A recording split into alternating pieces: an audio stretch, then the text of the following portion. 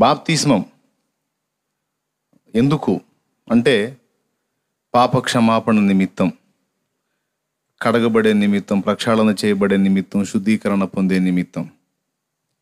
బాప్తిస్మం ఖచ్చితంగా తీసుకోవాల్సిందేనా? బాప్తిస్మం పొందకపోయినా నడుస్తుందా?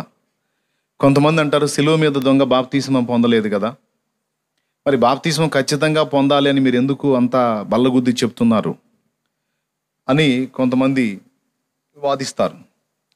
బాప్తిస్మం ఖచ్చితంగా పొందాల్సిందే, అది మాత్రం ఇక వేరే మాటకు తావులేదు, ఖచ్చితంగా పొందాల్సిందే. శిలువ మీద దొంగ కిందికి దిగి మళ్ళా బాప్తిస్మం పొందే ఛాన్స్ ఉంటే యేసయ్య ఖచ్చితంగా వెళ్ళి బాప్తిస్మం పొందు నాయనా అని చెప్పేవాడు.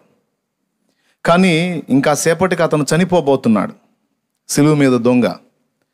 కాబట్టి యేసు ప్రభు అతని తీర్మానాన్ని ఆమోదించి ఆయన ఆ సమయాన్ని బట్టి ఇచ్చిన అవకాశమే తప్ప బాప్తిస్మం అక్కరలేదు అని శిలువ మీద దొంగ విషయంలో దేవుడు తీసుకున్న నిర్ణయాన్ని బాప్తిస్మం అక్కరలేదు అనే బోధకి వాడటం యుక్తము కాదు. ఇది ఫస్ట్ విషయం. ఎట్టి పరిస్థితుల్లో మనందరం కూడా బాప్తిస్మం పొందాలి. ఎందుకంటే బాప్తిస్మము పొందకపోతే పాపములు కడగబడవు. అది బైబిల్ చెప్తున్న సత్యం. తెలుసా మీకు 3 విషయాలు చూపిస్తాను. బాప్తిస్మం ద్వారా మనకు రక్షణ కలుగుతుంది. ఎలా కలుగుతుంది అనేది మీరు చకచక రాసేసుకోండి. మొట్టమొదటిది తీతుకు రాసిన పత్రిక, తొందరగా తిప్పండి. తిమోతి తరువాత తీతుకు రాసిన పత్రిక 3వ అధ్యాయము 5వ వచనం. మనము నీతిని అనుసరించి చేసిన క్రియల మూలముగా కాక తన కనికరము చొప్పుననే పునర్జన్మ సంబంధమైన స్నానము ద్వారాను పరిశుద్ధాత్మ మనకు నూతన స్వభావము కలుగజేయుట ద్వారాను మనల్ని రక్షించును. పునర్జన్మ సంబంధమైన స్నానము ద్వారా, అర్థమైందా? అంటే బాప్తిస్మము ద్వారా మనలను రక్షించను. దేవునికి స్తోత్రం కలుగును గాక. రెండవది పేతురు రాసినటువంటి మొదటి పత్రిక ఒకసారి తీయండి తొందరగా. పేతురు రాసిన మొదటి పత్రిక 3వ అధ్యాయము 21వ వచనం చదువు.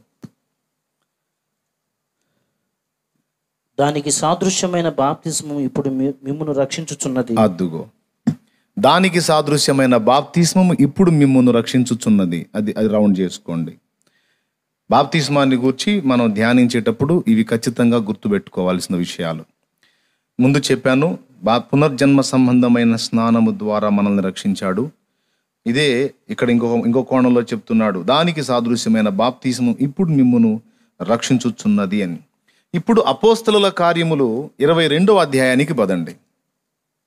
అపోస్తలుల కార్యముల్లో నేను చాలాసార్లు మీకు ఈ వచనాన్ని చూపించాను. ఇది సౌలుతో అననీయ అంటాడు. 16వ వచనం 22:16. ఇందాక నేను ఒక మాట అన్నాను, బాప్తిస్మం పొందకపోతే ఒక వ్యక్తి పాపములు కడగబడవు.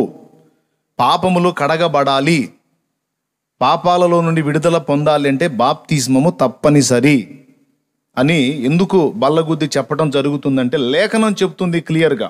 అక్కడ ఉంది, చదువు. గనుక నీవు తడువు చేయుట ఎందుకు? 22:16 చదువుతున్నాడండి.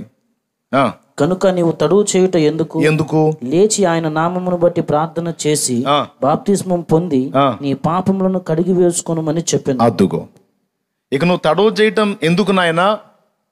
లేచి ఆయన నామమును బట్టి ప్రార్థన చేసి బాప్తిస్మం పొంది నీ పాపములను కడిగి వేసుకొను. బాప్తిస్మం పొంది పాపాలు కడిగేసుకో అంటే పొందకపోతే పాపాలు వాని మీద నిలిచే ఉంటాయి. ఎందుకంటే ఒక చిన్న మాట దేవుడు మనకిచ్చి దానికి విధేయత చూపమన్నాడు. ఇదే మాట మార్కు 16:16. నమ్మి బాప్తిస్మం పొందువాడు రక్షింపబడును, నమ్మని వానికి శిక్ష విధింపబడును. నమ్మినోడైతే తప్పకుండా పాపాలన్నీ కడగబడు నిమిత్తం బాప్తిస్మం పొందుతాడు. బాప్తిస్మాన్ని నిర్లక్ష్యం చేశాడు, బాప్తిస్మాన్ని అశ్రద్ధ చేశాడు, అవకాశం దేవుడు ఇచ్చినా దాన్ని పట్టించుకోలేదు అంటే అతడు నమ్మిన వారి లెక్కలోకి రాడు. ఇక ఏదో మంచాన కంచనబడి తీసుకోవడానికి అనుకూలత లేక ఆ చనిపోయే ఘట్టంలో ఏదో తెలుసుకొని ఇక రక్షణ బాప్తిస్మం పొందడానికి కన్వీనియంట్ లేక చనిపోతే ఆ చివరి ఘట్టంలో తీర్మానాన్ని ఆమోదించి ఒకవేళ వానికి అవకాశం ఇస్తే ఇవ్వచ్చేమో. కానీ టోటల్గా అందరికీ దేవుడు చెప్పినటువంటి ఆజ్ఞ ఏమిటి అంటే ఖచ్చితంగా ప్రతివాడు కూడా మారు మనసు పొంది పాపక్షమాపణ నిమిత్తము మీలో ప్రతివాడు. అపోస్తలుల కార్యములు 2:38 త్వరగా.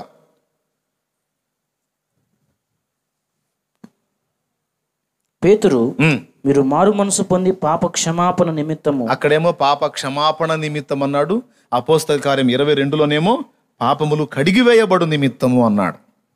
కాబట్టి ఇంత స్పష్టమైన ఆజ్ఞ అనేక చోట్ల మనకి దేవుడు ఎత్తి చూపించాడు గనుక నేను బాప్తిస్మం పొందడానికి ఇష్టపడట్లేదు, నేను పొందను అంటే నువ్వు చేసిన పాతకాలన్నీ నీ నెత్తినే ఉంటాయి. ఆ పాపాల మురికి ఎక్కడదక్కడే పెట్టుకొని నువ్వు చర్చిలోకి వచ్చి కడగబడిన పరిశుద్ధులతో కలిసి నిలబడి హల్లెలూయా స్తోత్రం, హల్లెలూయా ఆరాధన అంటే అది ఎంతవరకు సబబో నువ్వే ఆలోచించుకో.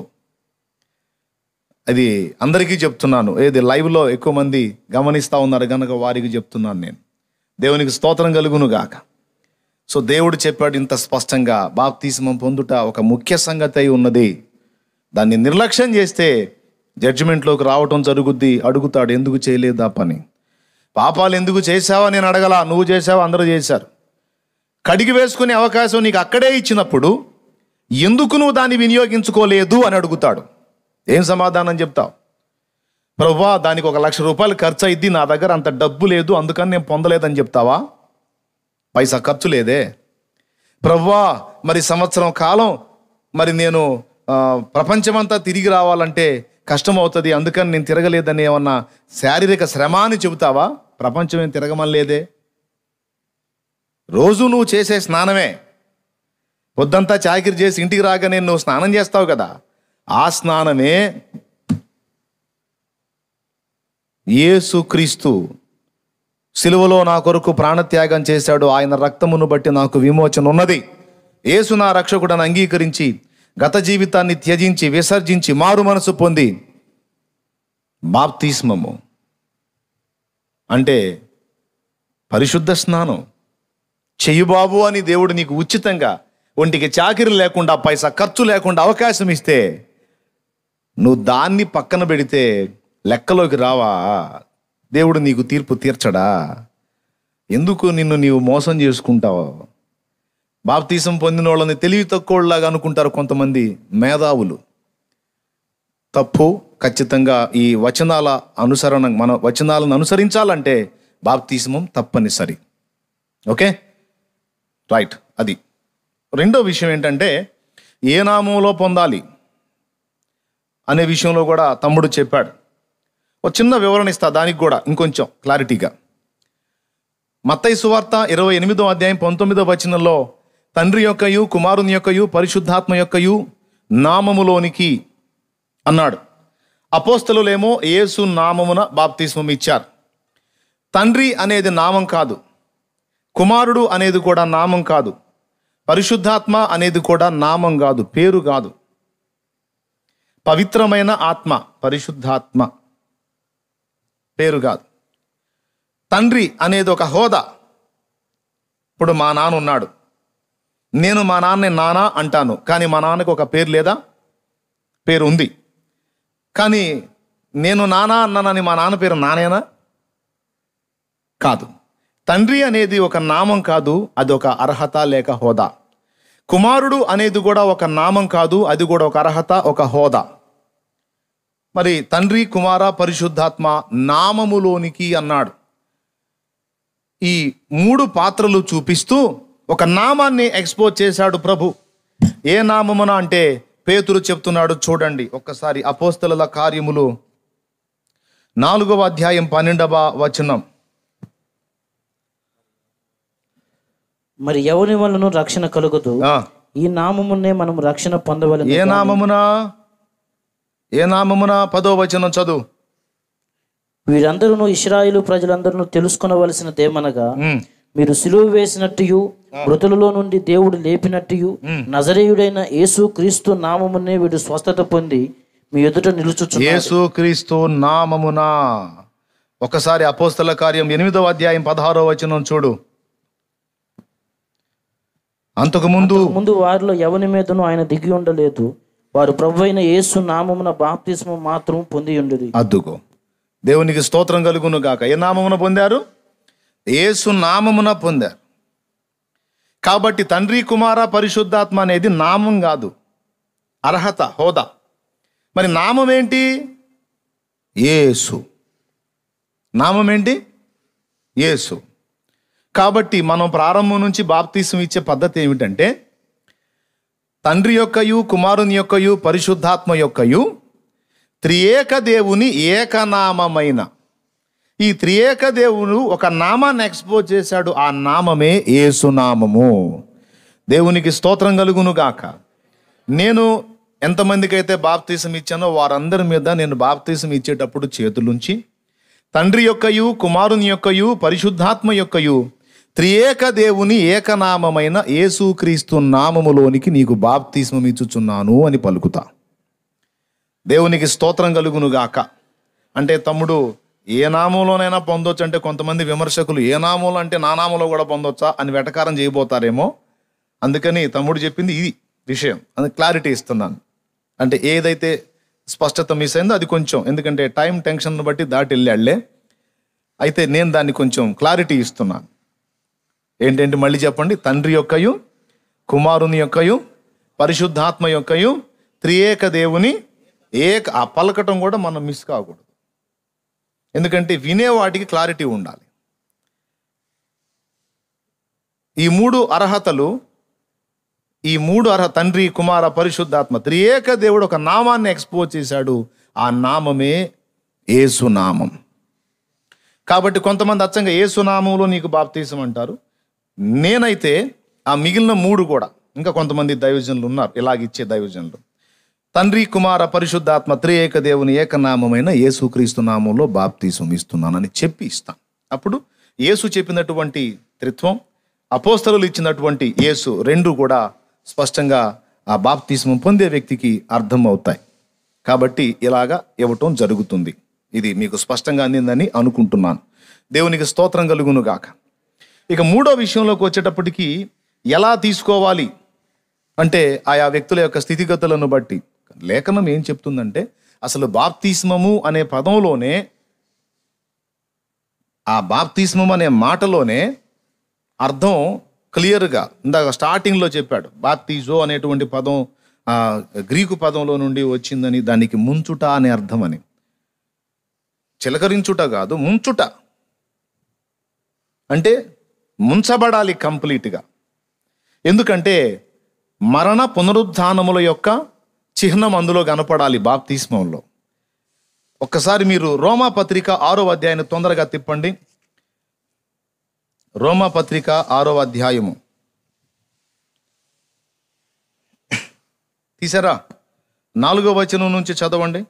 కాబట్టి తండ్రి మహిమ వలన 3వ వచనం కూడా చూసుకో. క్రీస్తు యేసులోనికి బాప్తిస్మం పొందిన మనమందరం, క్రీస్తు యేసులోనికి బాప్తిస్మం పొందిన మనమందరము ఆయన మరణములోనికి బాప్తిస్మం పొందుతామని మీరు ఎరుగరా? అదిగదుగా ఆయన మరణములోనికి బాప్తిస్మం పొందుతామని మీరు ఎరుగురా? చదువు. కాబట్టి తండ్రి మహిమ వలన క్రీస్తు మృతుల నుండి ఎలాగూ లేపబడినో అలాగే మనమును నూతన జీవము పొందిన వారమై నడుచుకున్నట్లు మనము బాప్తిస్మం వలన మరణములో పాలు పొందుటకై ఆయనతో కూడా పాతి పెట్టబడితిమి. మరియు ఆయన మరణము యొక్క సాదృశ్యమందు, వినండి జాగ్రత్తగా, మరియు ఆయన మరణము యొక్క సాదృశ్యమందు ఆయనతో ఐక్యము గలవారమైన ఎడల ఆయన పునరుద్ధానము యొక్క సాదృశ్యమందును ఆయనతో ఐక్యము గలవారమై ఉందుమో. సో మరణ పునరుద్ధానపు గురుతులు రెండు కూడా, సాదృశ్యాలు రెండు కనపడాలి అంటే నీటిలో ముంచబడినప్పుడు పాతి పెట్టబడిన అనుభవం, తిరిగి లేచినప్పుడు పునరుద్ధానము చెందిన అనుభవం, ఈ రెండు అనుభవాలు ముంచుట బాప్తిస్మంలో సుస్పష్టంగా అర్థమవుతాయి. ఓకే. రెండవది హెబ్రీ పత్రిక మీరు కానీ తొందరగా తీయగలిగితే, బాప్తిస్మం అనే దానికి బైబిల్లోనే చెప్పినటువంటి ఒక అర్థం కింద ఫుట్నోట్లో మీకు దొరుకుతుంది. ఒకసారి చూడండి. హెబ్రీ పత్రిక 10వ ఒక నిమిషం, హెబ్రీ పత్రిక 9వ అధ్యాయము 10వ వచనం చూడండి. ఇవి దిద్దుబాటు జరుగు కాలము వచ్చు వరకు విధింపబడి అన్నపానములతోనూ నానా విధములైన ప్రక్షాళనములతోనూ అన్నకాడ 1 సంఖ్య వేసి కింద మూల భాషలో బాప్తిస్మములతోనూ అన్నాడు. అంటే ప్రక్షాళనము అంటే బాప్తిస్మము, లేక బాప్తిస్మము అంటే ప్రక్షాళనము. ఒక వ్యక్తి పైన కొంచెం నీళ్లు చిలకరిస్తే పూర్తిగా ప్రక్షాళన చెందుతాడా? చెందడు. ప్రక్షాళన జరగాలి అంటే పూర్తిగా నీటి యందు ముంచబడాలి. కాబట్టి కంప్లీట్గా ప్రక్షాళన జరగాలి అంటే నిలువెల్ల ముంచబడుటలోనే అది కనబడుతుంది, కానీ కొంచెం నెత్తి మీద నీళ్లు పోసిన దానిలో అయితే అది కనబడదు. ప్రక్షాళన అంటే అర్థం అది. బాప్తిస్మం అనే మాటకి ప్రక్షాళన అనే అర్థం ఇచ్చాడు బైబిల్లోనే. చూసుకున్నారా? ఆ రిఫరెన్స్ నోట్ చేసుకోండి, అక్కడ రౌండ్ చేసుకోండి. కింద బాప్తిస్మం అంటే ప్రక్షాళన అని పైన గుర్తుపట్టండి. ప్రక్షాళన అంటే శుద్ధీకరణ పొందుట లేక శుద్ధి చేసుకొనుట. గ్రాంధిక భాషలో పూర్వకాలంలో కానీ మన రాజుల కాలంలో లేకపోతే అంతకన్నా ముందు కాలంలో మనం ఉన్నట్లయితే, ఆర్యా మీరు ఏమి చేయుచున్నారు అంటే, నేను వస్త్రములను ప్రక్షాళనము చేయుచున్నాను అంటారు. అనగా వస్త్రములను లేదా పాత్రలను ప్రక్షాళనము చేయుచున్నాను అంటే పాత్రలను కడిగేస్తున్నాను, శుద్ధిపరుస్తున్నాను. కాబట్టి మన కంప్లీట్గా శుద్ధీకరణ సాదృశ్యం మనకు కనబడాలంటే ముంచుట బాప్తిస్మంలోనే పర్ఫెక్ట్గా కనబడుతుంది. కనుక నేను బాప్తిస్మం ఇచ్చేటప్పుడు ముంచుట బాప్తిస్మమే ఇస్తాను. ఓకే. ఇకపోతే చిలకరింపు కూడా కొందరికి ఇస్తాం. ఎవరికి అంటే, ముంచుట బాప్తిస్మం కానీ ఒక వ్యక్తికి ఇచ్చే పని అయితే, ఉదాహరణకి ఆస్మా పేషెంట్స్, టీబీ పేషెంట్స్ ఉంటారు. వాళ్ళు మామూలుగా ఊపిరి తీసుకోవడమే కష్టం. అలాంటి వాళ్ళని నేను నీళ్ళలో దించి ముంచుట బాప్తిస్మం ఇస్తాను అని నేను ముంచాను అనుకో, ఆ ముంచిన దగ్గరే పరలోక ప్రయాణం అయ్యాడు అనుకో, అప్పుడు నాకు న్యాయం జరిగిద్ది. అందుకని మరి అసలు బాప్తిస్మమే పొందకుండా సిలువ మీద దొంగ అననుకూల పరిస్థితుల్లో దేవుని ఆమోదం పొందినట్టు, మరి ఇక్కడ ముంచడానికి అవకాశం లేదు గనక అననుకూల పరిస్థితుల్లో దేవుడు కూడా అర్థం చేసుకుంటాడు గనక అప్పుడు చిలకరింపు బాప్తిస్మం ఆ పర్సన్కి ఇస్తాను. నేను చిలకరింపు నేను ద్వేషించను, కానీ హెల్త్ బాగలేని వ్యక్తులకు చిలకరింపు ఇచ్చినా ఇబ్బంది లేదు. కానీ అన్నీ బాగుండే ఆరోగ్యం అట్లా బాగున్నోళ్ళు చక్కగా ముంచుట బాప్తిస్మం పొందితే, మీ సంఘాల్లో మీ దైవజనులను అడగండి, తప్పకుండా ఇస్తారు. ముంచుట బాప్తిస్మమే పాపమేం కాదు కదా. కాబట్టి తప్పకుండా అది అడిగి మీరు పొందవచ్చు. దేవునికి మహిమ. ఇక ప్రమాణం విషయంకి వచ్చేటప్పటికి కొన్ని ప్రదేశాలలో అప్పుడే సువార్త విన్నారు, ఇక చనిపోతున్నారు, కనీసం అందుబాటులో వాటర్ కూడా లేదు. అప్పుడు ఆ మరణ పడకలో ఉన్న వ్యక్తికి తీర్మానమే దేవుని ఆమోదం పొందుతుంది. కాబట్టి ఆ కడవరి ఘట్టంలో ఆ చనిపోయే చావు బ్రతుకుల మధ్య ఊగిసలాట్లో ఉన్నాడు కనుక ఆ టైంలో ఆ ప్రమాణం ఏదైతే దేవుని ఎదుట, అయ్యా నేను పాపిని, నా పాపముల కొరకు నీవు చనిపోయావని గుర్తించాను, నా రక్షకుడా యేసు నీవే, నీ ద్వారానే నా ఆత్మ నిత్య జీవానికి చేరుతుంది, నన్ను అనుగ్రహించని ఒక మాట మనం అతని చేత అనిపించే పొజిషన్ ఉంటే, ఆ మాట అతను హృదయపూర్వకంగా అనగలిగితే ఆ చివరి ఘట్టంలో తప్పకుండా ఆ తీర్మానాన్ని దేవుడు ఆమోదిస్తాడు. ఇది కూడా సిలువ మీద దొంగ అనుభవంలాగానే ఆయన ఆమోదిస్తాడు. సో ఆ సన్నివేశాలు, ఆ పరిస్థితులను బట్టి అలాగ మనం వినియోగించిన ఇబ్బంది లేదు. కానీ అవకాశం ఉండి కూడా మనం ముంచుట బాప్తిస్మం పొందకుండా మా సిద్ధాంతం ఇదే, మా పద్ధతి ఇదే అని మనం మొండిగా ఉండటం యుక్తం కాదని నా అభిప్రాయం. పాసిబిలిటీ ఉంటే తప్పనిసరిగా ముంచుట బాప్తిస్మం పొందటమే యుక్తం. సో అది. ఇక తరువాత ఈ రెండు స్పష్టంగా ఉన్నాయి కదా. మొట్టమొదటిది నామం, రెండవది ఏదో ఒకటి. ఏ విధంగా పొందాలి? చిలకరింప, ప్రమాణమా, లేకపోతే ముంచుట బాప్తిస్మం అంటే రిఫరెన్సెస్ కూడా చూయించాను. యేసుక్రీస్తు యొక్క మరణ పునరుద్ధానాల సాదృశ్యం మనకు కనపడాలంటే ముంచుట బాప్తిస్మంలోనే, ముంచబడినప్పుడు పాతి పెట్టబడిన అనుభవం, తిరిగి లేచినప్పుడు పునరుద్ధానం చెందిన అనుభవం, ఆ రెండు అనుభవాలు అందులో మనకి కనబడతాయి. క్రొత్త జన్మ అనుభవం. కాబట్టి తప్పనిసరిగా ఈ విషయం గుర్తుపెట్టుకోండి. ఇక మూడోది వచ్చేటప్పటికి పరిశుద్ధాత్మతోనూ అగ్నితోనూ అన్నాడు. ఇది మత్తయి సువార్తలో యోహాను బాప్తిజం ఇచ్చి యోహాను చెప్తాడు చూడండి. ఒక్కసారి మొత్తం అంటే మళ్ళా క్లారిటీ ఇస్తున్నాను, మళ్ళీ ఒక్కసారి మిస్ కాకుండా మరొక స్పష్టత. మత్తయి సువార్తలో 3వ అధ్యాయం ఒకసారి తీసుకోండి. ఇది బాప్తిజం ఇచ్చి యోహాను పలికినటువంటి మాట. 11వ వచనం, 3:11. మారు మనసు నిమిత్తము నేను నీళ్లలో మీకు బాప్తిస్మం ఇచ్చుచున్నాను. అయితే నా వెనక వచ్చుచున్నవాడు నాకంటే శక్తిమంతుడు. ఆయన చెప్పులు మోయుటకైనను నేను పాత్రుడును కాను. ఆయన పరిశుద్ధాత్మలోను అగ్నితోను మీకు బాప్తిస్మం ఇచ్చును. పరిశుద్ధాత్మలోను అగ్నితోను మీకు బాప్తిస్మం ఇచ్చును. దేవునికి స్తోత్రం కలుగును గాక. దీన్ని కూడా మీకు స్పష్టంగా విషయం చెప్పాలంటే, మనం బాప్తిస్మం పొందినప్పుడే పరిశుద్ధాత్మ వరముగా మనకు అనుగ్రహింపబడుతున్నాడు. మళ్ళా ప్రత్యేకంగా ఆత్మ దిగిరా అని మనం ప్రార్థన చేయటం వెర్రితనం కాదా అని ప్రశ్నించేటువంటి వ్యక్తుల్ని కొంతమందిని నేను చూశాను. ఈ మాట బాగా గుర్తించండి. అపోస్తల కార్యం 2:38 మీలో ప్రతివాడును ప్రభు అయిన యేసునందు విశ్వాసం ఉంచి మారు మనసు పొంది పాపక్షమాపణ నిమిత్తము బాప్తిస్మం, యేసునామమున బాప్తిస్మం పొందండి, అప్పుడు పరిశుద్ధాత్మను వరము మీకు అనుగ్రహించబడును అన్నాడు. ఇప్పుడు బాప్తిస్మం పొందినటువంటి వ్యక్తులు, యేసుక్రీస్తునందు విశ్వాసం ఉంచి మారు మనసు పొంది పాపక్షమాపణ నిమిత్తమై బాప్తిస్మం పొందినటువంటి వ్యక్తులు ఎవరైతే ఉన్నారో పరిశుద్ధాత్మ వారిని ఆవరించటం అనేది జరుగుతుంది, వారి లోపలికి ప్రవేశించటం అనేది జరుగుతుంది. యేసు నిజమైన దేవుడు, ఆయన నా రక్షకుడు, ఆయన నా దేవుడు, నా ప్రభు అని ఒకడు అంగీకరించి తాను పాపినని గ్రహించి మారు మనసు కొరకు బాప్తిస్మం కొరకు ఆశ కలిగి ఉన్నాడు అంటే పరిశుద్ధాత్మ వానిలో క్రియ చేయకపోతే ఆ మెట్టుకి ఒక వ్యక్తి రాడు అనేది 1 కొరింథీ పత్రిక 12వ అధ్యాయము 3వ వచనం నుంచి మనం చదివితే ఉంటుంది. 1 కొరింథీ పత్రిక 12వ అధ్యాయము 3వ వచనం నుంచి చదివితే, చేత దేవుని ఆత్మ వలన మాట్లాడువాడెవడును యేసు శాపగ్రస్తుడని చెప్పడనియు, పరిశుద్ధ ఆత్మ వలన తప్ప ఎవడును యేసు ప్రభు అని చెప్పలేడనియు నేను మీకు తెలియజేయచ్చు. ఒకడు యేసు నా ప్రభువు అని చెప్తున్నాడు అంటే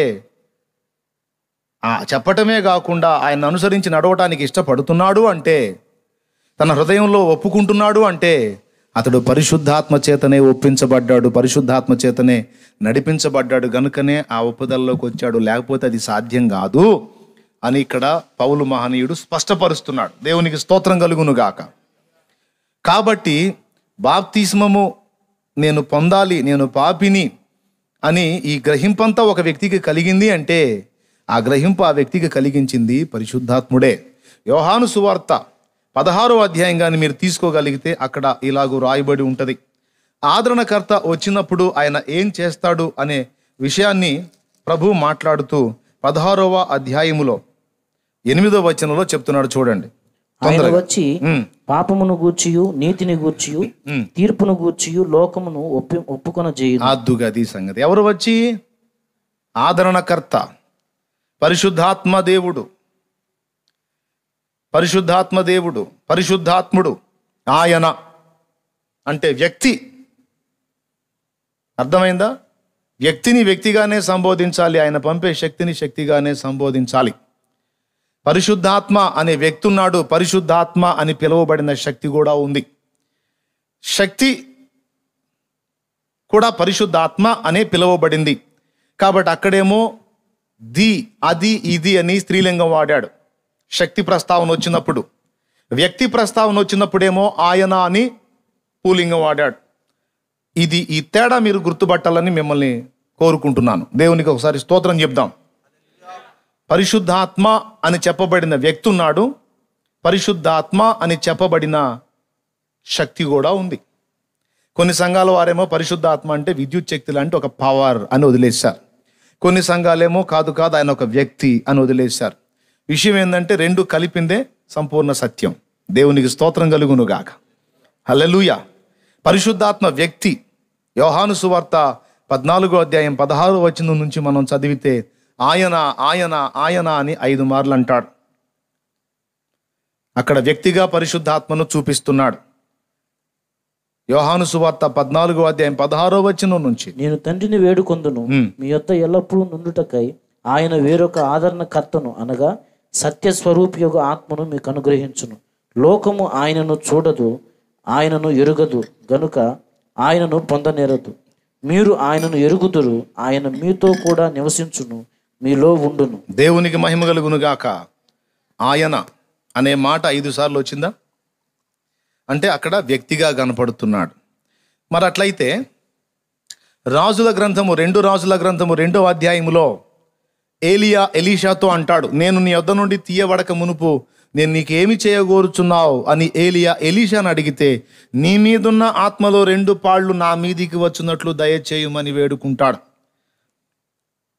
ఇప్పుడు ఆత్మ అంటే వ్యక్తి అయినప్పుడు వ్యక్తిని 2 పాళ్ళు 3 పాళ్ళు 4 పాళ్ళని కొలతలు కొలుచుకొని పంచుకోవటానికి ఛాన్స్ ఉందా? వ్యక్తిని కొలుచుకొని పంచుకోవటానికి ఛాన్స్ ఉందా? లేదు. కానీ శక్తిని కొలవచ్చు. ఇప్పుడు విద్యుత్ శక్తి ఉంది, పవర్ అది, కానీ దాని కొలత ఉంది. దేంతో కొలుస్తారు?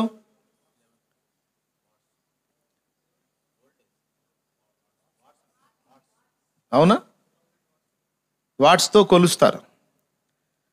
కాబట్టి ఒక పవర్, ఒక శక్తిని కొలత కొలుచుకోవచ్చు, కానీ వ్యక్తిని కొలత వేసి పంచుకోవటానికి ఛాన్సు లేదు. కాబట్టి ఇక్కడ యోహాను సువార్త 14:16లో చూస్తేనేమో వ్యక్తిగా కనపడుతున్న ఈ పరిశుద్ధాత్మే పాత నిబంధనలో, క్రొత్త నిబంధనలో కొన్ని సందర్భాల్లో చూస్తే శక్తిగా ఆయన పంపేటువంటి శక్తి ప్రత్యక్షమవుతుంది. మోషేతో అంటాడు, ఇశ్రాయేలు సమాజంలో 70 మంది పెద్దలను సమకూర్చు, నేను ఒక్కడనే మోయలేను అంటున్నావు గనుక నీ మీదున్న ఆత్మలో వారికి పాలు నియమించదను అంటాడు. అంటే నీకు ఇచ్చినటువంటి ఆ శక్తిలో కొంత భాగం వాళ్ళ మీద కూడా ఉంచుతాను, అప్పుడు వారు కూడా నా కొరకు వాడబడతారు అని దేవుడు చెప్తున్నాడు. ఇప్పుడు ఫస్ట్ వ్యక్తి గురించి మనం తెలుసుకున్నాం. అసలు మనం మారు మనసులోకి వస్తున్నాం, బాప్తీసంలోకి వస్తున్నాం అంటేనే పరిశుద్ధాత్మ మనల్ని ప్రేరేపించాడు. ఆ ప్రేరణకు లొంగి మనం ఆయన చెప్పినటువంటి మాటకు విధేయత చూపితే, ఎప్పుడు విధేయత, ఎక్కడ విధేయత అంటే బాప్తిస్మము దగ్గరే మన విధేయత బయటపడిద్ది. అర్థమైందా? ఎక్కడ బయటపడిద్ది మన విధేయత? ఎస్, ఎప్పుడైతే బాప్తిస్మం పొందామో ఇక మనం ఆయనకు విధేయులము అని రాసుకుంటాడు.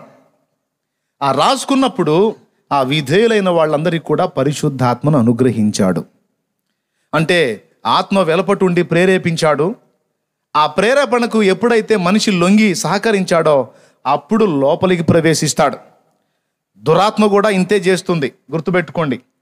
ఫస్ట్ యూదా ఇస్కరియోతుకు వెలపట ఉండి సాతాను అతన్ని ఆలోచనలు పుట్టించి ప్రేరేపించాడు, శోధించాడు. ఎప్పుడైతే ఇస్కరియోతు యూదా సాతాను ప్రేరణకు లొంగి సాతాను ఇచ్చినటువంటి ఆలోచనలకు చెవియొగ్గి సాతాను ఆలోచనలకు విధేయత చూపాడో, ఎప్పుడైతే కంప్లీట్గా సైతాను యొక్క ఆలోచనలకు విధేయత చూపాడో అప్పుడు మనకి యోహాను సువార్తలో చూస్తే ఆయన ఈ మొక్క నేను ముంచి ఎవనికి ఇత్తునో అతడే అని చెప్పి యేసు ప్రభు వానికి మొక్కను ముంచి ఇచ్చినప్పుడు అతడు ఆ మొక్క పుచ్చుకోగానే సాతాను వాని లోనికి ప్రవేశించను అని రాయబడి ఉంటుంది. ఒక్కసారి మీరు యోహాను సువార్త జస్ట్ మన చేతుల్లోనే ఉంది, 13వ అధ్యాయము 26. ఒక్కసారి మీరు 2వ వచనం చూడండి. వారు భోజనము చేయుచుండగా ఆయనను అప్పగింపవలనని సీమోను కుమారుడు ఇస్కరియోతు యూదా హృదయములో అపవాది ఇంతకు ముందు ఆలోచన పుట్టించి ఉండెను. చూసారా? వాడు ఎవరు? అపవాది. ఎవరి హృదయంలో ఆలోచన పుట్టించాడు? యూదా ఇస్కరియోతు హృదయంలో. అయితే యేసు ప్రభు వెంటనే అవకాశం ఇవ్వాల సాతాను అతని లోపలికి ప్రవేశించడానికి. ఎందుకంటే యేసు ప్రభు నిరీక్షించాడు, వాడు చేంజ్ అవుతాడు, మార్పు చెందుతాడని. నన్ను మీలో ఒకడు అప్పగిస్తాడు అంటున్నాడు, కానీ ఫలానోడని చెప్పట్లా. ఈ మాట చెప్తున్న ప్రతిసారి కూడా యూదా తట్టబడి, అయ్యో నా ముసుగు బయటపడిపోయింది, నేనే కదా ఇలా అనుకుంది, ప్రభువుకు అర్థమైపోయింది, ఇంకెందుకు నేను మార్పు చెందుదాం అని ఆయన దగ్గరకు వచ్చి ఒప్పుకొని పరివర్తన చెందుతాడేమో అని బయట పెట్టలా యేసయ్య. చాలాసార్లు అట్లనే తడవ చేశాడు. ఇదిగో మిమ్మల్ని ఏర్పరచుకున్నాను కదా, మీలో ఒకడు సాతాను అంటాడు ఆయన. అప్పుడైనా వీడికి క్లిక్ అవ్వాలి, అయ్యింది కూడా, కానీ మనసు కఠినం చేసుకున్నాడు. ఎవరు ప్రభువా ఆ సైతానుగాడు? ఎవడయ్యా నిన్ను అప్పచెప్పేవాడు నిన్ను అడుగుతుంటే ఒకడు ఉన్నాళ్లే అని చెప్తాడు, బయట పెట్టాడు. ఎందుకంటే క్లిక్ అవ్వాల్సిన వాడికి క్లిక్ అవుతుంది, వాడే బయటపడతాడు. ఎందుకు అన్నట్టుగా ఓపిక పట్టాడు. పలు దఫాలు అలా ప్రయత్నించాడు, కానీ వాళ్ళలో మార్పు రాలేదు. ఆఖరికి భోజన పంక్తిలో కూర్చున్నప్పుడు, ఇక్కడ కూర్చున్న మీలో ఒకడు నన్ను అప్పగిస్తాడన్నాడు. అప్పుడన్నా వాడు పరివర్తన చెందుతాడేమో అని ఆశించాడు. అప్పుడు కూడా చెందల. అక్కడ ఉన్నోళ్ళంతా గందరగోళం అయిపోయారు. నేనా ప్రభు అని అడిగారు. అడిగినప్పుడు ఇక నేను బయటపడ్డాను, ఇంకెందుకు అని అప్పుడన్నా ఆలోచిస్తాడేమో అని చివరి అవకాశం ఇచ్చాడు. అప్పుడు కూడా వాడు మనసు కఠినం చేసుకొని సాతాను ఆలోచనలకే విధేయత చూపినందున ఇక వానికి ఇచ్చిన సమయం అయిపోయింది. ఇక వాని ఆలోచనలకే నువ్వు విధేయత చూపావు గనక ఇక వాడే నీలో ప్రవేశిస్తాడని ముక్క ముంచి ఇచ్చాడు. వాడు ఆ ముక్క పుచ్చుకోగానే, ఇటుపక్క చూడండి 26వ వచనం చదవండి. అందుకు యేసు, నేను ఒక ముక్క ముంచి ఎవరికి ఇచ్చేదనో వాడే అని చెప్పి ఒక ముక్క ముంచి సీమోను కుమారుడు ఇస్కరియోతు యూదాకిచ్చాను. వాడు ఆ ముక్క పుచ్చుకొనగానే సాతాను వానిలో ప్రవేశించెను. దేవునికి స్తోత్రం. అప్పటిదాకా బయట పెడతానని బెదిరించాడు, ఏదన్నా పరివర్తన చెందుతాడేమో అని, పశ్చాత్తాపడి మార్పు చెందుతాడేమో అని. ఆడేమీ స్పందించలా. నిన్ను అప్పగించేది ఖాయం, నా ఆలోచనే కరెక్ట్ అని సైతాన్ ఆలోచనకే ఎక్కువ అవకాశం ఇచ్చినందున ఇక చివరికి ఆ ముక్క ముంచి వానికి ఇచ్చి నువ్వు చేయాలనుకున్న తొందరగా అప్పుడు బయట పెట్టాడు. ఎప్పుడైతే ఆ ముక్క వానికి అందిందో కన్ఫామ్ అయిపోయింది, వీళ్ళందరికీ అర్థమైపోయింది యోధానే అని. అప్పుడు సాతాను వాని లోపలికి ప్రవేశించాడు. పరిశుద్ధాత్మ మన లోపలికి ప్రవేశించాలన్నా, ఒక దురాత్మ మన లోపలికి ప్రవేశించాలన్నా ఫస్ట్ విధేయతే ముఖ్య అంశమై ఉన్నది. ఫస్ట్ వెలపట్టు ఉంటారు ఇద్దరు కూడా. ఒక దురాత్మ అయినా సరే అది ఎప్పుడు మనలో ప్రవేశించిద్దంటే ఫస్ట్ వెలపటుండి ప్రేరణ కలుగు చేసుద్ది. ఆ ప్రేరణకు మనం లొంగి దానికి చెవి ఒగ్గితే, అది చెప్పినట్టు చేయడానికి మనం లోబడి విధేయత చూపడానికి ఇష్టపడితే అప్పుడు దురాత్మ లోపలికి ప్రవేశించింది. పరిశుద్ధాత్మ కూడా ఇలానే చేస్తాడు. పరిశుద్ధాత్మ సైతం ఫస్ట్ ఒక వ్యక్తి వెలపట్టు ఉండి అతన్ని ప్రేరణ కలుగజేస్తాడు. నువ్వు పాపివి కదా, రాబోతున్న ఉగ్రత తప్పించుకుంటావా, మారు మనసు పొందు, శాపం నుండి బయటపడు, ప్రభు యేసు రక్తము నీ కొరకే కార్చబడి ఉంది, నమ్మి విశ్వాసం ఉంచి బాప్తిస్ము పొందితే రక్షింపబడతావు, నా మాట విను, లోబడని ఆత్మ మనల్ని వెన్నంటి పెనుగులాడుతూ ఉంటాడు. ఎవరైతే ఆయనకు విధేయత చూపుతారో, ఎవరైతే ప్రభువా నాకు అర్థమైపోయింది, నాకు రక్షణ బాప్తిస్మం కావాలి, నాకు ఈ పాపిష్టి జీవితం వద్దు, నేను పరిశుద్ధాత్మ స్వరాన్ని గుర్తుపట్టాను, నాతో దేవుడు మాట్లాడుతున్నాడు, నాకు రక్షణ కావాలని కోరుకొని ఆ విధేయత చూపుతాడో, ఎప్పుడు బాప్తిస్మం ద్వారా విధేయత చూపుతాడో అప్పుడు పరిశుద్ధాత్మలోనికి ప్రవేశిస్తాడు. దేవునికి ఒకసారి మహిమ చెల్లిస్తారా గట్టిగా? ఒకవేళ విధేయత చూపకపోతే ఆత్మ లోపలికి ప్రవేశించడానికి అతడు తలుపు తెరవనట్టే. ఎప్పుడైతే విధేయత చూపాడో అప్పుడు తలుపు తీసినట్లు. ఒక్కసారి మీరు ఈ వచనం కూడా బైబిల్లో ఉంది.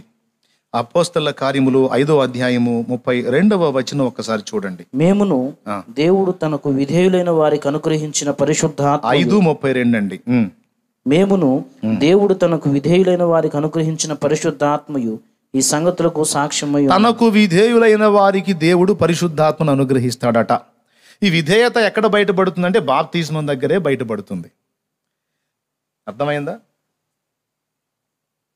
వాడేమో మొక్కబుచ్చుకున్నప్పుడు దురాత్మ ప్రవేశించినట్టు, సాతాను అపవాది ప్రవేశించినట్టు, ఇక్కడ మనం బాప్తిస్మం పొందినప్పుడు పరిశుద్ధాత్మ మన లోపలికి, మన డోర్స్ ఓపెన్ అయినట్టు మన లోపలికి వచ్చేస్తాడు ఆయన. సో ఆత్మ మన లోపలికి వస్తాడు, మనలో నివాసం ఉంటాడు, మనల్ని ఆవరిస్తాడు. ఇక మనలో ఆయనలో మనం ముద్రితం అవుతాం. విమోచన దినం వరకు ఆయనలో మనం ముద్రించబడతాం. ఎందుకు మనకు పరిశుద్ధాత్మ అంటే, ఈ పాపిష్టి లోకాన్ని అధిగమించాలంటే మన సొంత డైరెక్షన్లో మన వల్ల కాలేదు.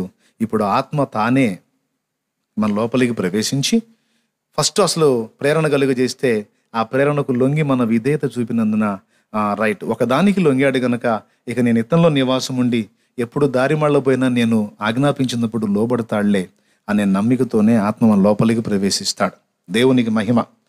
ఇక ఆయన నడిపింపు కిందకు వచ్చేస్తాం. మరి ఇక అగ్ని బాప్తిస్మం అంటే ఏమిటి అంటే, తమ్ముడు చెప్పాడు, మనలో ఉన్న మాలిన్యాలు కాల్చివేసేటువంటి ప్రక్రియగా అగ్నిలాగా ప్రభు మీదకి పావురం లాగా వచ్చాడు, అపోస్తల మీదకి అగ్నిలాగా వచ్చాడు అని. ఇక్కడ ఒక మాట నేను ఈ కోణంలో కూడా, తమ్ముడు చెప్పిన కోణం ఒకటి మీ మైండ్లో పెట్టుకోండి. ఇప్పుడు నేను మరో కోణం చెప్తాను, వినండి. అదేంటంటే, యేసు ప్రభు బాప్తిస్మం పొందినప్పుడే పరిశుద్ధాత్మను పొందాడా లేదా? ఒకసారి మీరు లూకా సువార్త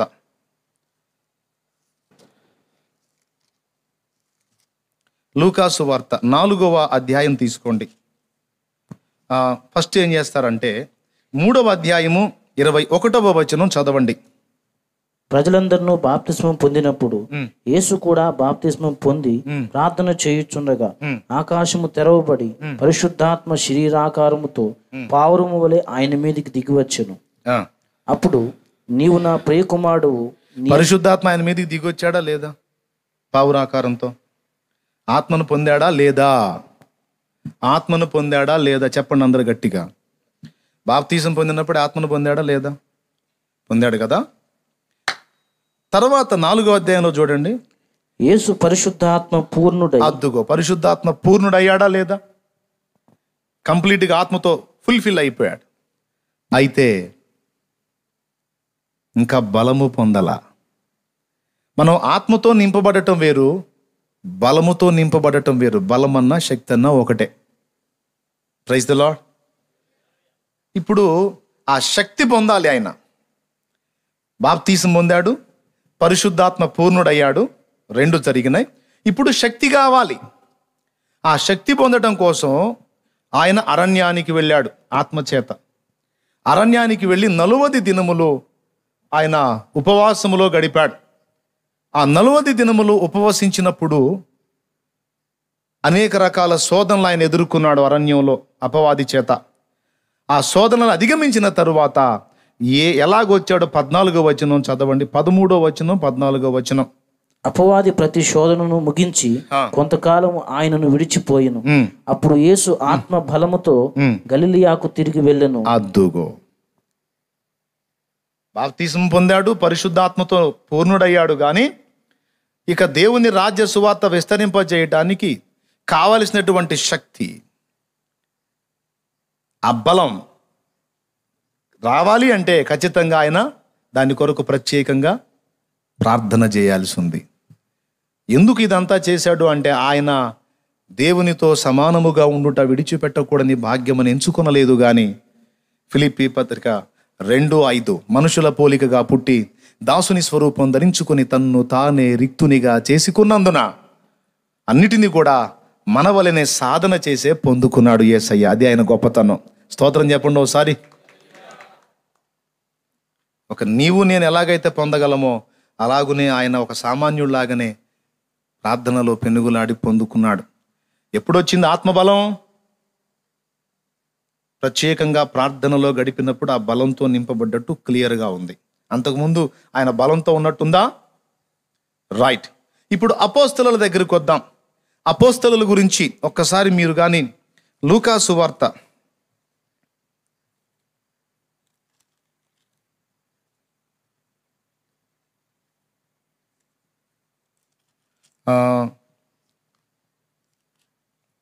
1 నిమిషం.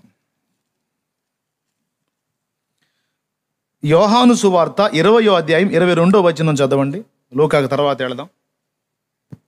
ఆయన ఈ మాట చెప్పి వారి మీద ఊది పరిశుద్ధాత్మను పొందుడి అన్నాడు. ఎప్పుడు? వాళ్ళు మేడగది మీదకి పోలా. ఆయన తిరిగి లేచాడు, పునరుద్ధానుడై తిరిగి లేచి వాళ్ళ మధ్య ప్రత్యక్షమై వాళ్ళకి తన్ను తాను బయలుపరుచుకొని అని వారి మీద ఊది పరిశుద్ధాత్మను పొందుడి అన్నాడు. ఆ మాట అన్నప్పుడు పరిశుద్ధాత్మ ప్రభావం వారిని ఆవరించి ఉంటుందా ఉండదా? ఆవరించి ఉంటుందా ఉండదా?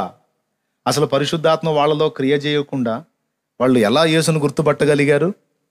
దేవునికి స్తోత్రం కలుగును గాక. చెప్పండి గట్టిగా. అవునా? కొంచెం ఏమైనా ఇబ్బంది పెడుతున్నానా నేను? మీకు క్లారిటీ ఉంది కదా వినేవాళ్ళకి? ఊదాడు. ఊదినప్పుడు ఆత్మను పొందుంటారా, లేకపోతే అప్పుడు ఊదితే తర్వాత పొందుంటారా? ఊహించండి ఒక్కసారి. ఊదినప్పుడే పరిశుద్ధాత్మను పొందుడే అని ఊదాడు. ఊదినప్పుడు అది కూడా చూడండి, అక్కడ గాలినే ఉపయోగించాడు ఆయన. అర్థమైందా? గాలిని ఉపయోగించాడు. ఊదినప్పుడు ఏమొస్తుంది? వాయువు, గాలి. బలముగా వీచే గాలి వలే మా హృదయాలలోకి రండి దేవా. బలముగా వీచే గాలి వలే మా హృదయాలలోకి రండి దేవా. రండి రండి రండి రండి పరిశుద్ధాత్ముడా, రండి రండి రండి రండి పరిశుద్ధాత్ముడా, రండి రండి రండి రండి పరిశుద్ధాత్ముడా, రండి రండి రండి రండి పరిశుద్ధాత్ముడా. రండి రండి త్వరగా రండి, రండి రండి మాలో రండి, రండి రండి త్వరగా రండి, రండి రండి మాలో రండి. దేవునికి మహిమ. హల్లెలూయా చెప్దాం అందరం గట్టిగా, స్తోత్రం. బలముగా వీచే గాలి వంటి శబ్దం, ఒక ధ్వని పుట్టింది ఆకాశము నుండి. ఎక్కడ? అపోస్తలుల కార్యం 2లో ఉంటుంది. ఇక్కడ ఆయన అని ఊది పరిశుద్ధాత్మను పొందుడి అన్నాడు. పొందారా లేదా? ఆత్మ వాళ్ళలో ఉండుంటాడా? ఉండుండడా? రైట్, పరిశుద్ధాత్మ వాళ్ళలో ఉన్నాడు. అయితే శక్తి పొందల. ఇప్పుడు యేసు పరిశుద్ధాత్మ పూర్ణుడే అయినప్పటికీ బలం ఇంకా పొందలేదు. అరణ్యములో ప్రత్యేకంగా 40 దినములు ప్రార్థనలో గడిపినప్పుడు ఆత్మ బలముతో నిండుకొని గలిలయకు వెళ్ళాడు. అదేవిధంగా వీళ్ళు కూడా యేసు చేత బోధింపబడిన వారై, అపోస్తలుల కార్యములు 1వ అధ్యాయం 8వ వచనంలో వారు యేసు చేత బోధింపబడ్డారు. మీరు వెళ్ళి కనిపెట్టండి. కనిపెట్టండి, కనిపెట్టండి అంటే కళ్ళు మూసుకొని కనిపెట్టండి అన్న, కళ్ళు తెరుచుకొని కనిపెట్టండి అన్న. ప్రార్థనలో కనిపెట్టండి, ప్రార్థన చేయండి అని యేసు చేత బోధింపబడ్డారు. వెళ్ళి 10 దినములు వారు ప్రార్థనలో పెనుగులాడారు. ఎందుకు?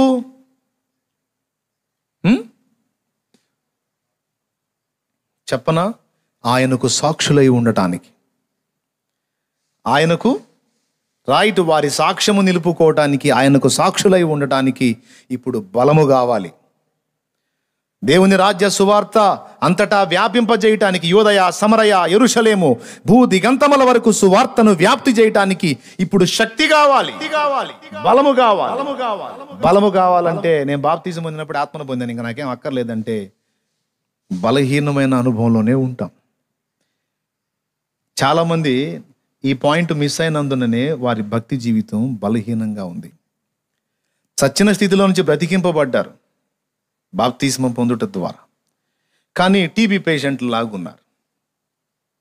TB patient చచ్చిపోయినాడా బతికున్నాడా? బతికే ఉంటాడు, కానీ పనికి వస్తాడా? ఆరోగ్యవంతుడు చకచక నడుచుకుంటా పోతే టీబీ పేషెంట్ ఉండి అడుగు లేసి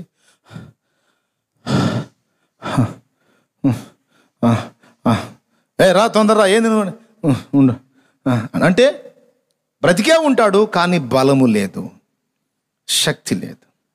శక్తిహీనుడనందువేమయ్యా, సౌజన్యమగు శుద్ధాత్మ శక్తిని పొందుకొనుమయ్యా. శక్తిహీనుడనందువేమయ్యా, సౌజన్యమగు శుద్ధాత్మ శక్తిని పొందుకొనుమయ్యా. క్రైస్తవుండా కదలిరావయ్యా, కలుషాత్ములకు నీ సిలువ శక్తిని జాటవేమయ్యా. దేవునికి మహిమ. ఆత్మ పూర్ణుడై ఉన్నప్పటికీ యేసుకు సైతం బలం అవసరమై ఉంది. అలాగే వీళ్ళు కూడా ఆత్మతో నింపబడినప్పటికీ వీరికి కూడా బలం అవసరమై ఉంది. Praise the lord. ఆ బలము కొరకు కనిపెట్టారు. అది పొందక మునుపు మీరు వెళ్ళొద్దన్నాడు. అర్థమైందా? యెరూషలేమును విడిచి వెళ్ళొద్దు. ఏది పొందక ముందు పైనుండి శక్తి పంపుతాను, అది పొందు వరకు మీరు కనిపెట్టుకొని ఉండండి. ఆ శక్తి పొందుకున్నాక అప్పుడు పొండి, అప్పుడు మీరు నాకు సాక్షులు అవుతారు అన్నాడు. పరిశుద్ధాత్మ మీ మీదికి వచ్చినప్పుడు శక్తి నొందెదరు అన్నాడు. ఆ పరిశుద్ధాత్మ మీదికి ఏ రూపంలో వచ్చాడంటే అగ్ని రూపంలో వచ్చాడు. ఆ అగ్ని శక్తికి, బలమునకు సాదృశ్యం. పరిశుద్ధపరచుటయే కాదు, బలమునకు కూడా సాదృశ్యం. ఎందుకంటే అగ్ని నాలుకలుగా విభాగింపబడి ఒక్కొక్కరి మీద రాలటం జరిగినప్పుడు వాళ్ళు పవిత్రులయ్యారా, లేకపోతే శక్తివంతులై అక్కడ ఉన్నటువంటి వ్యక్తులు 14-15 రకాల దేశ ప్రజలందరూ కూడా మాట్లాడే భాషలు వీళ్ళు మాట్లాడేశారు. పరిశుద్ధపరచబడ్డారని ఉందా, లేకపోతే శక్తిని పొందారని ఉందా? వాక్శక్తి పొందారు అని ఉంది. ఆ ఆత్మ వారికి వాక్శక్తి దయచేసిన కొలది వారు మాట్లాడారట. ఆ అగ్ని వారి మీదికి వచ్చినప్పుడు వారు శక్తితో నింపబడ్డారు. దేవునికి స్తోత్రం కలుగునుగా. హల్లెలూయా. అది ఇకపోతే ఆయన మీద పావురంలాగా వచ్చాడు, వీళ్ళ మీద అగ్నిలాగా వచ్చాడంటే శుద్ధీకరణ కొరకు అగ్నిని ఎన్ని రకాలుగా చూపొచ్చు అంటే ముఖ్యంగా 3 రకాలు. పవిత్రతకు సాదృశ్యంగా అగ్నిని చూపించవచ్చు. ఎందుకంటే నీళ్లకు సైతం మురికి అంటించగలం, కానీ అగ్నికి మలినం అంటించలేం. అగ్ని పవిత్రమైనది అంటానికి ఒకటి. రెండవది, అగ్ని శక్తికి, అర్థమైందా? బలానికి, ప్రభావానికి గుర్తుగా కూడా అగ్నిని చూపొచ్చు. మూడవది, శ్రమలకు సాదృశ్యంగా కూడా అగ్నిని చూపొచ్చు. దేవునికి మహిమ. హల్లెలూయా. అవసరాన్ని బట్టి అగ్ని వంటి శ్రమలు కలుగుచున్నవని తెలిసి కలత చెందబోకు. అవసరాన్ని బట్టి అగ్ని వంటి శ్రమలు కలుగుచున్నవని తెలిసి కలత చెందబోకు. నిన్ను పిలిచిన దేవుడు నమ్మదగినవాడు, శోధనలో నిన్ను విడిచిపెట్టిపోడు. కంటి పాపలా తోడుండి నిన్ను కాచుకుంటాడు, కన్న తండ్రిలా తోడుండి నిన్ను ఆదుకుంటాడు. మీకు మస్తు వచ్చు ఈ పాట. ఇంకా నేను పాడేది ఏముంది? దేవునికి మహిమ కలుగునుగాక. హల్లెలూయా. ఇప్పుడు అగ్ని వలె వచ్చి వాళ్ళల్లో మాలిన్యం తొలగించడానికి అగ్నిలాగా వచ్చాడని సాదృశ్యం కూడా ఒప్పుకుందాం. అగ్నిలాగా వచ్చి మురికెట్లా వెళ్ళగొడతాడు అంటే శ్రమల కొలిమిలోనే మురికి వదిలిద్ది మనకి. కాబట్టి అక్కడ అక్షరార్థంగా మనం తీసుకొని ధ్యానించినట్లయితే వారి మీదకి వాక్శక్తి కొరకు అగ్ని నాలుకల వలె విభాగింపబడి వారికి శక్తినిచ్చుటకు ఆ ఆకృతిలో కనిపించి పవర్ ఇచ్చాడు, శక్తిని ఇచ్చాడు. ఫలితంగానే 3000 మంది లైన్లోకి వచ్చేసారు. Praise the lord. తర్వాత యేసయ్య చెప్పాడు, నేను పొందవలసిన బాప్తీసం ఉందని. అది కూడా మరో కోణంలో అగ్ని బాప్తీసం. అదేంది అగ్ని అంటే? శ్రమలు. మనలో ఉన్నటువంటి సమస్త అవలక్షణాలని శుద్ధీకరణ చేయడానికి దేవుడు అగ్ని వంటి శ్రమలనే, అదే అవసరమును బట్టి నానా విధములైన శోధనలు శ్రమలు మీకు కలుగుచున్నవి. అందుకే నేను అది పాడుకున్నా. అవసరాన్ని బట్టి అగ్ని వంటి శ్రమలు. అది సంగతి. కాబట్టి ఇక్కడ పరిశుద్ధాత్మ బాప్తిస్మము, అగ్ని బాప్తిస్మం అని విడగొట్టాడు. పరిశుద్ధాత్మ బాప్తిస్మము ఆత్మచేత నింపబడుట, ముంచబడుట. అగ్ని బాప్తిస్మం అంటే దేవుని పని చేయడానికి దేవుడు మనకు అనుగ్రహించే అదనపు బలం.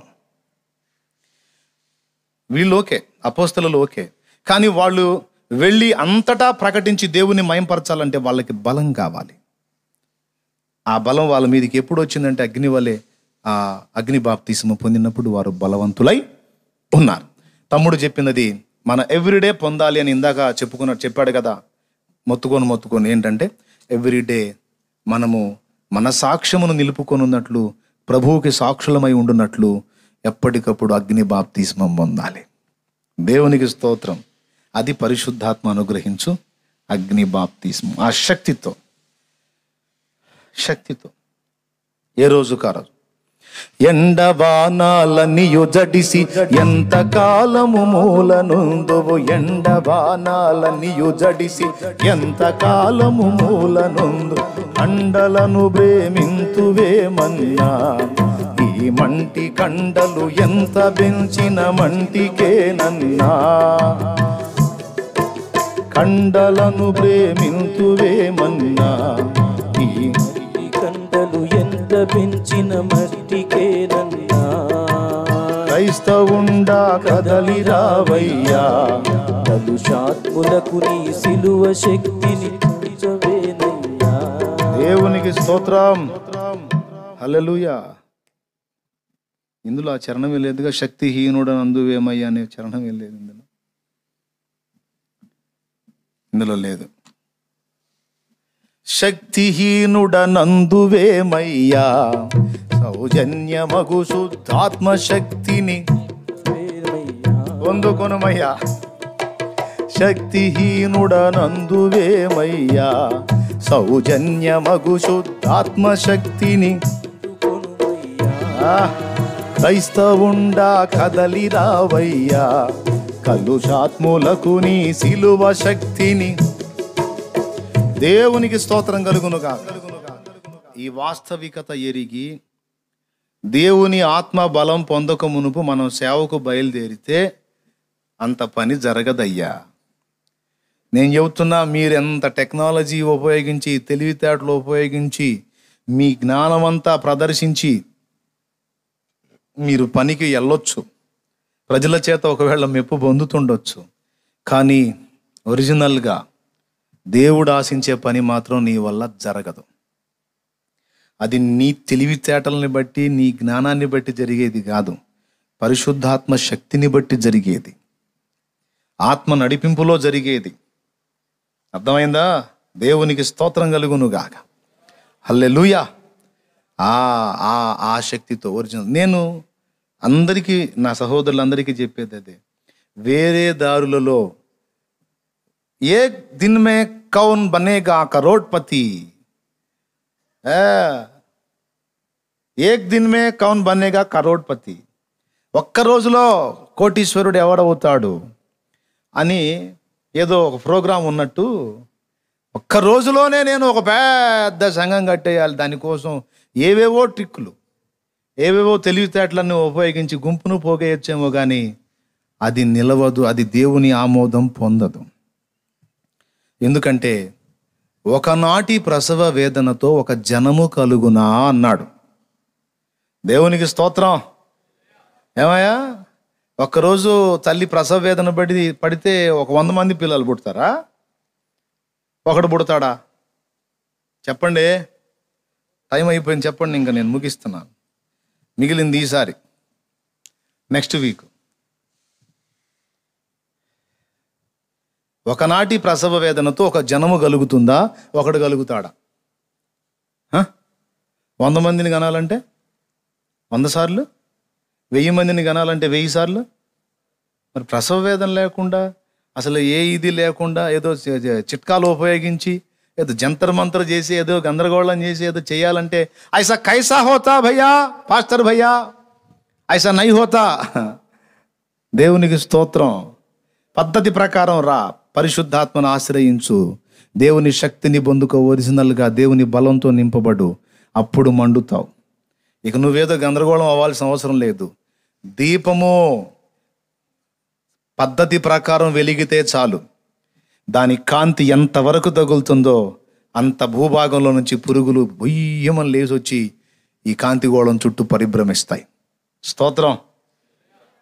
లైట్ పోయి, ఇదిగో నేను లైట్ని కొంచెం రాండి పురుగులు అనే అవసరం ఉందా లైట్కి? అరే, అది ఇక్కడుండి వెలుగుతూ ఉంటుంది ఎక్కడో. దీని కాంతి కిరణాలు ఎంతవరకు ప్రసరిస్తాయో దీని కిరణాలు సోకినంత వరకు భూగర్భంలో ఉన్న పురుగులు సైతం బయటకు వచ్చేసి ఆ కాంతి పుంజం దగ్గరికి, ఆ వెలుగు దగ్గరికి వచ్చేసి ఆ వెలుగు చుట్టూ పరిభ్రమించుట. ఎట్లో ఆత్మశక్తి చేత నింపబడి, ఆత్మ బలంతో నింపబడి, పరిశుద్ధాత్మ చేత నడిపింపబడే ఓ దైవజనుడు ఉంటే, అతడు ఉన్న చోటనే ఉన్నా సరే 4 దిశల నుండి ఆత్మలను దేవుడే ఆ కాంతిని ప్రసరింపజేసి వాళ్ళందరినీ ఆకర్షించుకుంటాడు. ఎందుకంటే సదరు దైవజనుల్లో ఉండి ప్రకాశిస్తుంది అతడు కాదు, దేవుని పరిశుద్ధాత్మ, ఆయన శక్తి. ఎందుకంటే అదే లూకాసు వార్త అదే 4వ అధ్యాయంలో ఆత్మ బలముతో ఆయన గలిలయకు వచ్చాడు అని ఆ తర్వాత లైన్ చూడండి అసలు మీరు. అప్పుడు యేసు ఆత్మ బలముతో గలిలయకు తిరిగి వెళ్ళెను. వచనం చెప్పవా? 4:14. మరి గుర్తు రాసుకుంటారు అందుకని. ఆయనను గూర్చిన సమాచారము ఆ ప్రదేశమునంతటా వ్యాపించెను. ఆయన పోయి చెప్పుకున్నాడా? అది వ్యాపించిందా? అది రాసుకోవాలి సోదరా, అది రాసుకోవాలి, రౌండ్ కొట్టాలి దాన్ని. సూత్రం ఎక్కడుంది? మనం తిప్పలు పడి మనల్ని మనం ఏదో గందరగోళం చేసుకుని ఎక్స్పోజ్ చేసుకుని ఏదో నానా రకాల ఫీట్లు చేయాల్సిన అవసరం లేదు.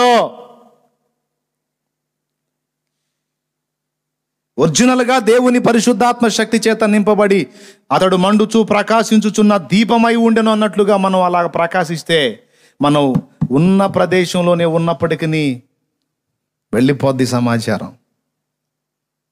ఆయన ఏర్పాట్లు ఎంతమందిని నీకు ఇవ్వాలనుకున్నాడు వారందరూ నీ యొద్ద కూర్చున్నట్లు దేవుడే చేస్తాడు. దేవునికి స్తోత్రం కలుగును గాక. హల్లెలూయా. ఇది గుర్తుబట్టి ఎవరికోళ్ళు జాగ్రత్త పడి మరి పరిశుద్ధాత్మ యొక్క శక్తి పొందినట్లు అగ్ని బాప్తిస్మం కొరకు ప్రత్యేకంగా ప్రార్థనలో కనిపెట్టుకుని ఆయన దగ్గర నుండి ఆ బలం పొంది చేసే సేవ దాని లెక్క వేరుగా ఉంటుంది. అసలు ఆ దేవుని దగ్గర కూర్చొని ఆ ఆత్మ బలంతో నింపబడకుండా ఈ నెట్ ఒకటి తీసుకొని సెల్ ఫోన్ ఒకటి తీసుకొని ఈడేం ట్రిక్ ప్లే చేస్తున్నాడు, ఈడేం ప్రయోగం చేస్తున్నాడు, ఈడేం పద్ధతి ఉపయోగిస్తున్నాడు, ఈడేం ప్లాన్ వేస్తున్నాడు, ఇవన్నీ వెతుక్కుంటే మనది అపోస్తలిక సేవ కాదబ్బాయ్. అందరూ గ్రహించి వాళ్ళ తిప్పలేదో వాళ్ళు పడుతున్నారు. అవి మీరు ఎవ్వరూ కూడా లక్ష్య పెట్టొద్దు. దేవుని శక్తిని పొంది ఒరిజినల్గా చేసినంత వరకు అపోస్తలిక సేవ చేయటం, దేవుని రాజ్యానికి మనం సమాయత్తమై అందరినీ సమాయత్తపరిచి దేవుని కొరకు ప్రజ్వలించటం. ఎందుకంటే ఒరిజినల్గా శక్తితో నింపబడి చేసే సేవ మనం పోయినా ఉంటుంది. స్తోత్రం. తెలుసా, ఒరిజినల్గా దేవుని ఆత్మ బలంతో నింపబడి మనం చేసిన సేవ మనం పోయినా సేవ ఉంటుంది. మన హ్యూమన్ తెలివితేటలు ఉపయోగించి చేసేది మనతో పాటే పోతుంది. కాబట్టి ఇది మిస్ కాకండి. సేవ చేయాలనుకుని చాలామంది మీరందరూ కూడా సేవాశక్తి కలిగి ఉన్నవాళ్లే. మీ అందరికీ కూడా ఇది ఉపయోగపడుతుంది చెప్తున్నాను. రైట్. బాప్తిస్మాలను కూర్చున్నటువంటి వివరణ మీకు సంక్షిప్తంగా అందిందని నేను అనుకుంటున్నాను. తలలో ఉంచండి, కళ్ళు మూయండి, ప్రార్థన చేసుకుందాం. మన మధ్యలో మరి ఎవరు ప్రార్థన చేస్తారు?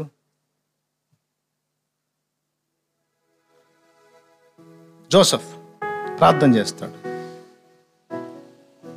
త్వరగా.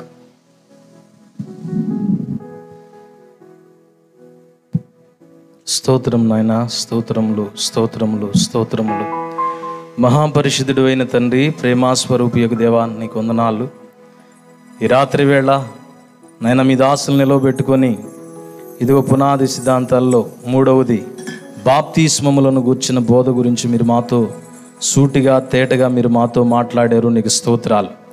నా తండ్రి, విన్న మాటలు మా అంతరంగంలో భద్రపరచండి. ప్రత్యేకించి పరిశుద్ధ ఆత్మను పొందుకోవటం కాదు, శక్తిని బలమును పొందుకోవాలని మీరు మాతో మాట్లాడారు ప్రభువా.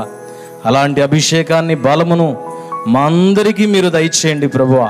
ఈ కడవరి దినాల్లో నీ అభిషేకంతో నీ శక్తితో నింపబడి ప్రతి ఒక్కరూ నీ రాజ్య వ్యాప్తి కొరకై పనిచేయనట్లు నీ అభిషేకము యేసు నామములో మా అందరి మీద కుమ్మరించబడును గాకయ్యా. దీవించి ఆశీర్వదించమని ఎత్తబడిన వాక్యం నీరుగట్టి ఫలింపు దయచేయండి. మీ దాసుని ఇంకొను బలమైన ఆత్మచేత నింపి వాడుకొని మహిమ పొందండి. ఆనందనను కూడా మీ చేతులకు అప్పగించుకుంటూ సమస్త మహిమా ఘనత ప్రభావాలు మీరు మాత్రమే పొందుకోమని యేసయ్య ఘనమైన నామంలో ప్రార్థించి వేడుచున్నాము తండ్రి. ఆమేన్. నా సహోదర దైవజనులకు అందరికీ వందనాలు చేసి నేను చెప్పేది ఏమనగా, దేవుని పాదాలు ఆశ్రయించి ఇక్కడ ఉన్న వాళ్ళకి కానీ, దైవ సేవకులకి, లైవ్లో ఉన్న వాళ్ళకి కానీ, తర్వాత వినేవాళ్ళకి కానీ చివరిగా చెప్తున్నాను, దేవుని పాదాలను ఆశ్రయించి అపోస్తలులు దేవుని శక్తితో నింపబడ్డారు. ప్రతిరోజు ఏకాంతంగా దేవునితో కలుసుకొని కొన్ని గంటలు దేవుని పాద సన్నిధిలో గడిపి ఆయన శక్తితో నింపబడితే నిజమైన ప్రకాశం నీలో నుండి బయలుదేరుతుంది. అది ఎంతో మందిని ప్రభావితం చేస్తుంది. నువ్వు మాట్లాడిన మాటల్లో జీవం వస్తుంది. అది అనేక హృదయాలను తడుపుతుంది. ఎన్నో జీవితాలను వెలిగించగలుగుతారు. ఒరిజినల్గా దేవుని పాదాల దగ్గర దంచి తీసిన అచ్చ ఒలీవ నూనె వలె, అచ్చ ఒలీవ నూనె ప్రదీపాన్ని వెలిగించడానికి ఉపయోగించమన్నట్టు, సంఘము అనే దీపాన్ని వెలిగించడానికి అచ్చ ఒలీవ నూనె అంటే ఒరిజినల్ అభిషేకం మనం పొందాలి. అది దేవుని పాదాల దగ్గరే దొరుకుతుంది. ఆయన పాదాలను ఆశ్రయించండి. ఒకప్పుడు వీళ్ళందరూ కూడా ఏకాంతంగా అలాగ దేవుని దగ్గర పడిగాపులు కాసి, నేను సైతం అందరం అలాగ అయ్యా అయ్యా అయ్యా అని గోజులాడి పొందుకున్నటువంటి అనుభవాలు ఈరోజు కొంచెం నిర్లక్ష్యం చేశారు. కొంచెం అంతసేటు వెళ్ళట్లేదు. వేరే రకంగా ఏదో ఆలోచనలు చేస్తూ ఉన్నారు. ఎట్లా ఎట్లా ఎట్లా అని. ఎట్లా కూడా నీ వల్ల కాదు. మళ్ళీ చెప్తున్నా, ఇది వింటున్నప్పుడు బాగానే ఉంటుంది, వింటున్నారు. తర్వాత రేపు పొద్దునే దీన్ని తీసి ఇసిరి దెబ్బలో కొట్టేస్తున్నారు. సాతాను కుట్ర చేస్తున్నాడు. ప్రతి ఒక్కడికి సెల్ ఫోన్ వచ్చేసింది, నాశనం చేస్తుంది. చాలా వరకు సమయాన్ని అదే పాడు చేస్తుంది. మీకు దండం పెట్టి చెబుతున్నా, దేవుని వాక్యాలు అందులో వస్తాయి, వినాల్సిందే. ఇప్పుడు ఈ మాటలు కూడా సెల్ ఫోన్లోనే వింటున్నారు, కాదని నేను అనను. కానీ ఆ ఒక్కదాంతో ఆగట్లా. ఇంకా వేరే చెత్తంతా మైండ్లోకి వస్తూ ఉంది. ఇక మనసంతా కూడా, ఒకప్పుడు భక్తులు ఉన్న విధానం వేరండి. పుస్తకాలు చదివేవాళ్ళు, ఏకాంత ప్రార్థనలకు వెళ్ళేవాళ్ళు, దేవునితో గడుపుకునేవాళ్ళు, దేవుని పాద సన్నిధిని ఒరిజినల్గా శక్తి పొందుకునేవాళ్ళు. వాళ్ళు ప్రార్థన చేసినప్పుడు దేవుడి కార్యాలు ప్రజలు స్పష్టంగా చూసేవాళ్ళు. కానీ ఈరోజు అలాంటి అనుభవాలు పోయినాయి. సెల్ ఫోన్ దొరికింది, ఇక పైకి నెట్టడం, కిందకి నెట్టడం, పైకి నెట్టడం, కిందకి నెట్టడం అన్నట్టుగా అయిపోయింది. చాలామంది సమయాన్ని ఈరోజు అది పాడు చేస్తుంది. అదేంటంటే వాక్యం వినాలి కదన్నయ్య, ఏదో మహాభక్తుల్లాగా అచ్చంగా వాక్య ప్రేమికుల్లాగా చెప్తున్నా. పాస్టర్స్కి చెప్తున్నా, నాకు నేను కూడా చెప్పుకుంటున్నా, అందరికీ చెప్తున్నా.